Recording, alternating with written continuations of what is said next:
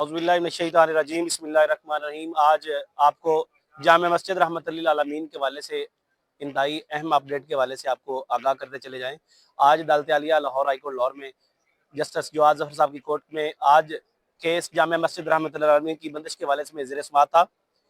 उसमें आज जस्टिस जवाद ज़फ़र साहब ने रिपोर्ट रिक्वेस्ट की थी पंजाब इंटेलिजेंस कमेटी की, जो आज ना जमा होने की वजह से जज साहब ने बरहमी का इज़हार किया अदारों पर, और आइंदा 13 तक जज साहब ने वक्त दिया है, क्योंकि बीच में जो छुट्टियां आ रही हैं 3-4 पंजाब गवर्नमेंट की, जिसकी वजह से मैटर डिले हुआ है। लिहाजा आइंदा 13/2 को इंशाल्लाह जज साहब ने कहा अगर उस दिन ये रिपोर्ट पेश ना की गई तो मैं डे टू डे चलाकर इंशाल्लाह रमज़ान से कबल अल्लाह के घर को इंशाल्लाह खुलवाने का आज जज साहब ने इंदिया दिया है।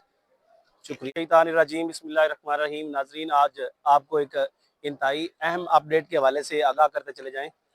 आज अमीर तहरीक लब्बैक पाकिस्तान हाफिज़ मोहम्मद साद हुसैन रिजवी और उनके बरदर असगर हाफिज़ मोहम्मद अनस हुसैन रिजवी, उनका अरसा 3.5 माह से अदारों की तरफ से उनको हब्स बेजा में रखा जाना और इस गैर कानूनी उनकी हिरासत के बारे में आज अदालत आलिया लाहौर हाई कोर्ट लाहौर में पटिशन दायर कर दी गई है।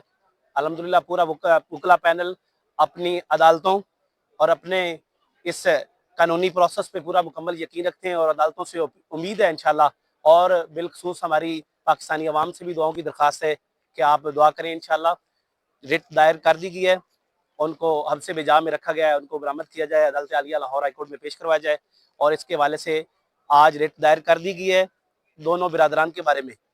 जो लीगल प्रोसेस है वो अडॉप्ट कर लिया गया है। अब हम वेट में खड़े हैं पूरी टीम के high court mister justice chief justice के पास नॉमिनेशन के लिए फाइल चली गई है।